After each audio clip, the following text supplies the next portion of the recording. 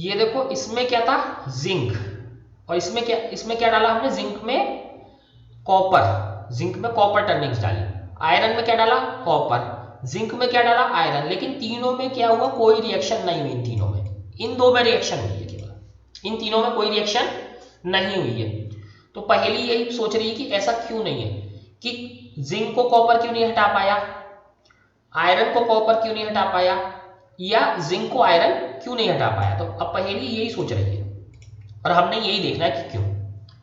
तो there could have been displacement in zinc by copper in beaker C, C में zinc का copper से displacement क्यों नहीं हुआ, by iron in beaker E, ठीक है, और जिंक का आयरन से क्यों नहीं हुआ ई बीकर में, और जिंक का कॉपर से क्यों नहीं हुआ सी में। Similarly iron could be displace by copper in beaker D, तो आयरन को कॉपर ने डी बीकर में क्यों नहीं रिप्लेस कर दिया, ठीक है।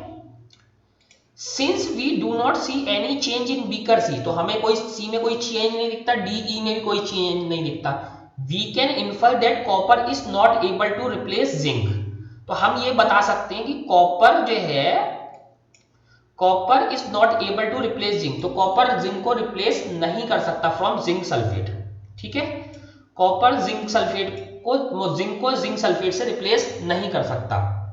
बट वाई, क्यों, when zinc can replace copper in beaker A, why cannot copper replace zinc in beaker C। तो जब ये पूछ रहे हैं कि जब जिंक कॉपर को रिप्लेस कर सकता है तो कॉपर जिंक को क्यों नहीं कर सकता।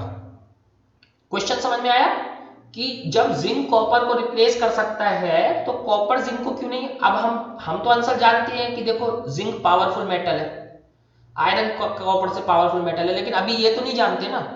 Remember that science is not, देखो remember that science is not arbitrary, science arbitrary मतलब अपने मन मुताबिक नहीं चलती कि ऐसे हो जाएगा, it follows definite rules based on facts, तो ये कुछ रूल्स फॉलो करती है साइंस, ये अपने मन जैसे आप चाहते हैं वैसे नहीं है कि जिंक में कॉपर डाल दिया तो कॉपर आ गया, कॉपर में जिंक डाल दिया तो जो है जिंक आ गया, तो ऐसा नहीं होता। साइंस के कुछ रूल्स होते हैं and the rule here is that zinc is more reactive than copper and iron. तो सेम हमने यही बात करी थी कि जिंक पावरफुल है, तो रूल क्या है, the rule here is that zinc is more reactive than copper and iron. तो देखो हमने सेम बात करी है, जिंक जो है देखो आयरन से भी ज्यादा रिएक्टिव है और कॉपर से भी ज्यादा रिएक्टिव है, सेम बात उन्होंने अलग तरीके से लिख दी। A more reactive metal can replace a less reactive metal, तो मोर रिएक्टिव जिंक अगर इधर आ गया तो जिंक तो कॉपर को रिप्लेस कर देगा, आयरन भी कॉपर को रिप्लेस कर देगा, लेकिन उल्टा नहीं हो सकता, कॉपर जिंक को रिप्लेस नहीं कर सकता, ठीक है। But a less reactive metal can not replace a more reactive metal, तो यानी कॉपर किसी भी तरह से आयरन और जिंक को रिप्लेस नहीं कर सकता। तो देखो अब यहाँ पे ये एक्टिविटी के बाद ये लिख लो, ये वाली लाइन ये बहुत इंपॉर्टेंट है, a more reactive metal can replace a less reactive metal but a less reactive metal cannot replace a more reactive metal।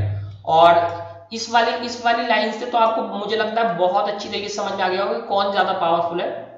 Now you can understand why there are no displacement reactions in beaker D and E also. तो ये भी हम समझ गए हैं कि D और ई में भी क्यों रिएक्शन नहीं हुई है, क्योंकि डी में क्या था, डी में भी जो है आयरन सल्फेट को कॉपर रिप्लेस नहीं कर पाएगा, तो डी में भी कोई रिएक्शन नहीं हुई। ई में क्या था, ई में जिंक था, जिंक को आयरन रिप्लेस नहीं कर पाया, तो इसलिए डी और ई में भी रिएक्शन नहीं हुई।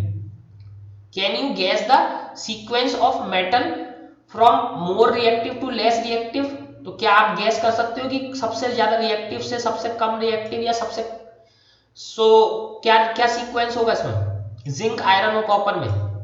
तो सीक्वेंस हमने लिख दिया है, सबसे रिएक्टिव क्या है जिंक, जिंक के से कम रिएक्टिव क्या है आयरन, आयरन से कम रिएक्टिव क्या है कॉपर। तो हमने सीक्वेंस ये लिख लिया है, तो आगे से ये सीक्वेंस याद रखेंगे तो अगर कोई भी रिएक्शन आएगी तुरंत बता पाएंगे हम इससे, इस सीक्वेंस से, तो ये सीक्वेंस याद रखना है। अब देखो अब हमने प्रॉपर्टी पढ़ ली है, अब हम आते हैं uses of metal and non metal, ठीक है, इनके यूजेस पढ़ते हैं। We should be able to guess why metals are used in making machinery। तो हमें ये पता होना चाहिए कि मशीनरी बनाने में क्यों मेटल यूज होती हैं। ऑटोमोबाइल्स में यूज होती हैं, एरोप्लेन्स में यूज होती हैं, train, satellite, industrial gadgets, cooking utensils, water boilers etcetera, इन सब में क्यों मेटल्स यूज होती हैं। You are also familiar with the uses of some non metals, तो आपको कुछ सारे नॉन मेटल्स के भी यूजेस से अब बता दिए गए। Here are some interesting ones, तो कुछ इंटरेस्टिंग बातें यहाँ पे है। वैसे तो हमने ये सब कुछ समझ लिया है कि क्यों ये यूज होती हैं, और आपको जो अभी मेटल और नॉन मेटल की चीजें बताई थी, रिएक्शंस बताई हैं, उनकी प्रॉपर्टीज बताई हैं, उसके बेस पे आप समझ जाने चाहिए कि machinery, automobiles, aeroplanes, train, satellite, industrial gadgets, cooking utensils, water boilers, इन सब में क्यों मेटल्स यूज होती हैं। Here are some of the interesting ones, कुछ इंटरेस्टिंग बातें हैं। We are sure that you will guess them right, तो आप इसको सही से गेस करेंगे। देखें क्या क्या बातें हैं। Non metal is essential for our life which all living being inhale during breathing, तो कौन सी जो है, कौन सी नॉन मेटल है जो सारे लिविंग बीइंग ब्रीदिंग में यूज करते हैं और हमारे लिए एसेंशियल है। ऑक्सीजन, ठीक है। Next, non metals used in fertiliser to enhance the growth of plant, कौन सी नॉन मेटल है जो प्लांट्स की ग्रोथ को बढ़ाती है। सोचो, हमने साइकिल भी बनाई थी, नाइट्रोजन, नाइट्रोजन साइकिल बनाई थी ना, nitrogen. Non metal used in water purification process, हमने वाटर प्योरीफाई करा था, लास्ट में कौन सी नॉन मेटल डालते हैं उसमें जब वाटर को प्योरीफाई करते हैं, क्लोरीन, ठीक है, क्लोरीन।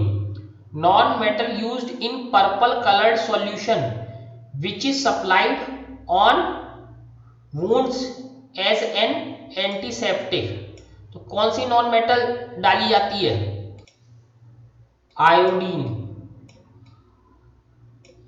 आयोडीन का कलर क्या होता है, पर्पल कलर सॉल्यूशन में आयोडीन होती है, ठीक है, वो पर्पल कलर के सॉल्यूशन में क्या होती है, आयोडीन, तो ये वुंड्स पे डाली जाती है। नॉन मेटल यूज्ड इन क्रैकर्स, क्रैकर्स में कौन सी नॉन मेटल लगती होगी, सल्फर, SULPHUR, ठीक है, सल्फर। तो ये हमारी नॉन मेटल्स है जो हमारी इन सब चीजों में यूज होती हैं। ब्रीदिंग में oxygen, fertiliser, nitrogen, water purification, chlorine, purple colour का लिक्विड जो वुंड्स पे लगाते हैं, आयोडीन, और क्रैकर्स में sulphur. You may add some more uses of metals and non metals from your experience, तो आप और भी चीजें इसमें ऐड कर सकते हो। तो अब देखो, I heard that magnesium is found in plants, in what form it is found in them, तो कैसे मैग्नीशियम प्लांट्स में मिलता है, ठीक है। The doctor reported iron deficiency in my body, where is iron in my body, तो doctor ने देखो बूजो को बोला है कि तुम्हारी बॉडी में आयरन की डेफिशिएंसी हो गई है, तो बूजो की बॉडी में आयरन कहाँ है, क्या आयरन नेल है उसकी बॉडी में लगी हुई, नहीं ना, तो फिर आयरन कैसे है उसकी बॉडी। ऐसी पहेली ने देखो, I heard that magnesium is found in plants, तो प्लांट्स में क्या होता है, magnesium, in what form it is found in them, तो मैग्नीशियम कैसे पाया जाता है प्लांट्स में, ठीक है। तो ये हमारे कुछ क्वेश्चंस हैं। In class 7th you have learned that in chemical reaction new substances are formed, chemical reactions में नए सब्सटेंसेस बनते हैं, ठीक है। These substances are different from which underwent the reaction, तो ये सब्सटेंसेस उससे अलग होते हैं जो उसके रिएक्शन में जाते हैं। Now if a substance can not be broken down further by chemical reactions, तो अगर केमिकल रिएक्शन से किसी सब्सटेंस को और ज्यादा तोड़ा नहीं जा सकता, बाय कूलिंग, हीटिंग और इलेक्ट्रोलाइसिस, ठंडा करने से, गर्म करने से, इलेक्ट्रोलाइटिस से, इट इज कॉल्ड एलिमेंट, तो इसे क्या बोलते हैं, element. Sulphur is an element, sulphur क्या है, एलिमेंट है। सो इज आयरन, आयरन भी एक एलिमेंट है। कार्बन 2, कार्बन भी एलिमेंट है, तो ये भी सारे क्या है, आयरन, सल्फर, कार्बन, ये सारे क्या है, एलिमेंट।